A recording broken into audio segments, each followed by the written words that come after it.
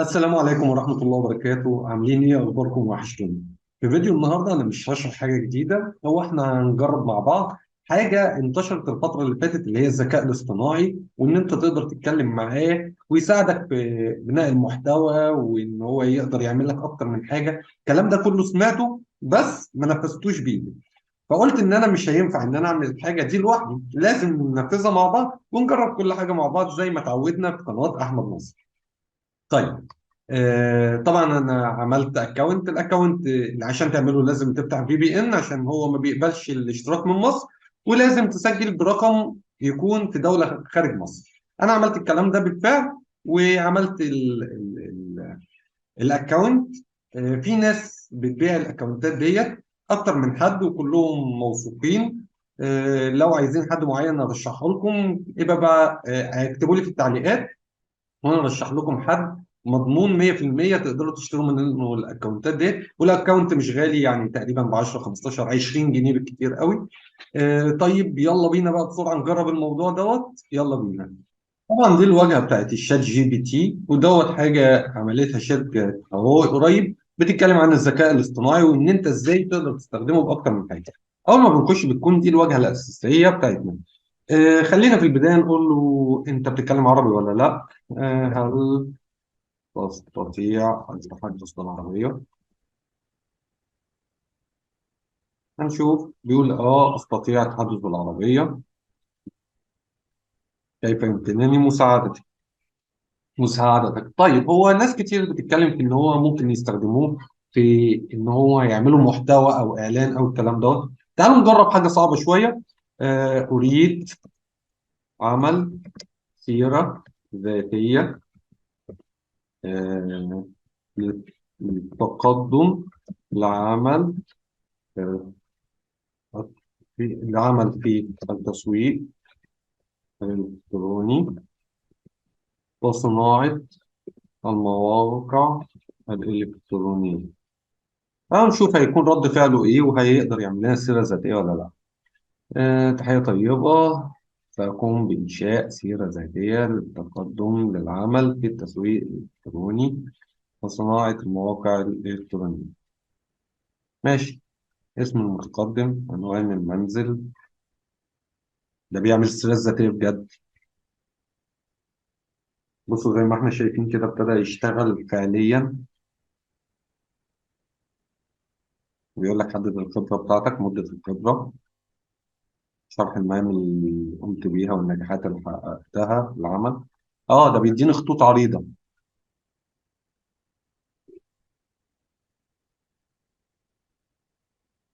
طيب خلينا نخليه يخلص وندوس عليه شوية نشوف ايه اللي ممكن يطلع منه. يمكن ان هو يقدر يعمل لنا الكلام ده بشكل اوتوماتيك. آه طيب، استناه يخلص. هل يمكنك عملها إنشاء جديد؟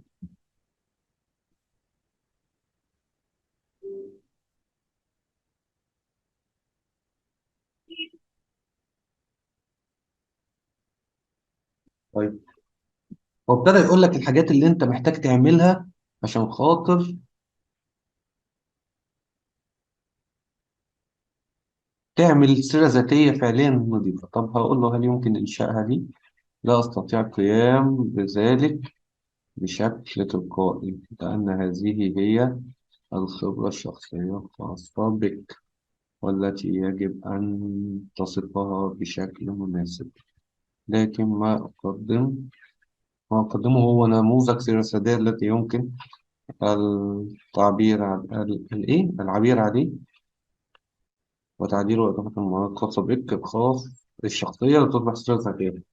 أنا أعمل في تسويق إلكتروني منذ 8 سنوات، وأقوم بعمل الإعلانات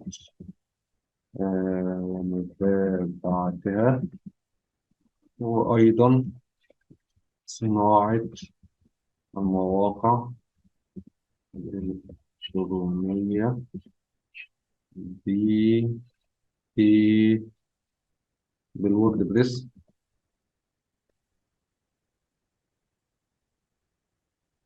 إنشاء المتاجر الإلكترونية من البداية. نريد سيرة ذاتية للتقدم لوظيفة مدير تسويق. شكرا لمعلوماتك الشخصية. سأقوم بإنشاء السيرة الذاتية الخاصة بك للتقدم لوظيفة مدير التسويق الإلكتروني. ماشي، حلو أوي. هيبدأ يعمل لنا أهو سي في.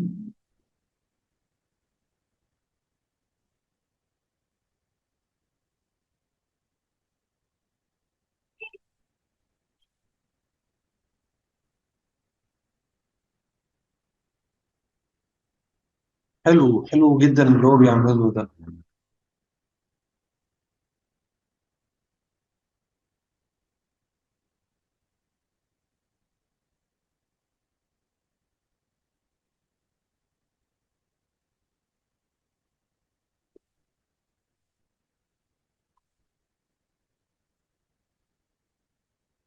الكلام اللي هو بيكتبه ده مرعب.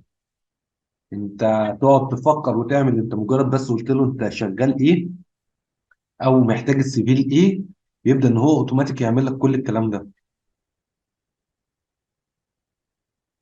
جميل قوي اللي هو بيعمله ده، جميل جدا. كويس ان انا بجرب الكلام ده معاكم.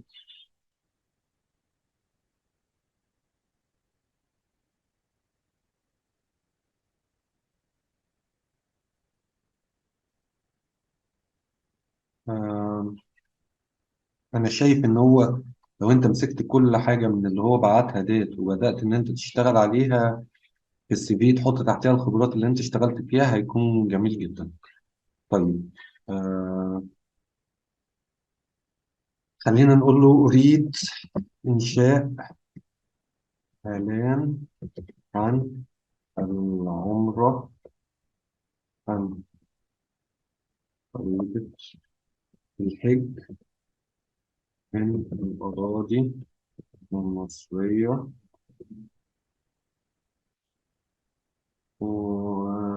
وبأسعار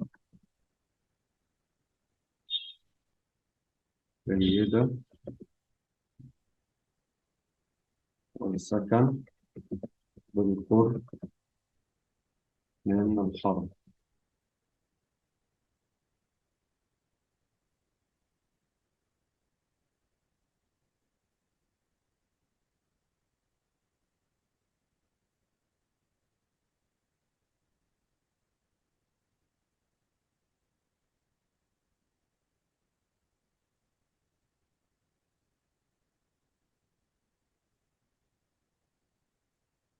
آه.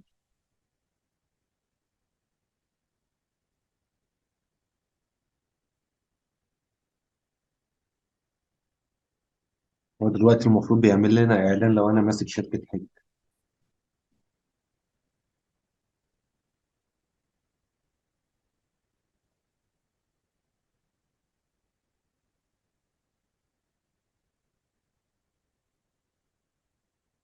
مم. كلام جميل يعني هو عمل إعلان جميل.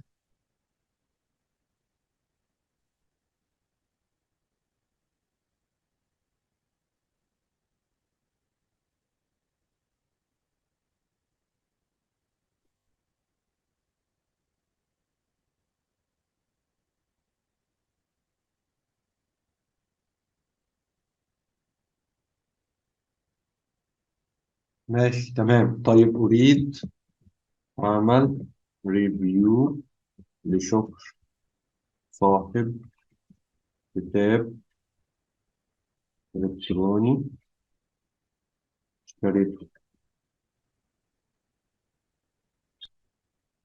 only one message at time which I are responsible for sending. ماشي.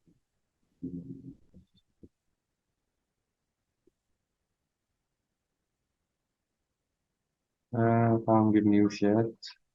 أريد عمل آه، توكس لصاحب كتاب إلكتروني اشتريته عجبني. هو تقريبا بيقول لي هنا إن أنا استخدمت مسجات كتير قوي، فلازم استنى دقيقة قبل ما اجرب تاني. هو لحد دلوقتي هو خطير، يعني عمل كل اللي انا محتاجه وزيادة. طيب احنا جربناه مع بعض، اتمنى ان انا اكون فعلا افدتكم. لو عايزين نجرب حاجة جديدة، انا طبعا في برضو تبع الذكاء الاصطناعي الموقع اللي بيعمل الصور، ممكن نجربه في الفيديو الجاي. كان معاكم احمد نصر. ما تنسوش تعملوا لايك على الفيديو وشير عشان اي حد كان نفسه يجرب الذكاء الاصطناعي يشوفنا واحنا بنجربه مع بعض. ولايك طبعا للفيديو. اشوفكم على خير، سلام عليكم.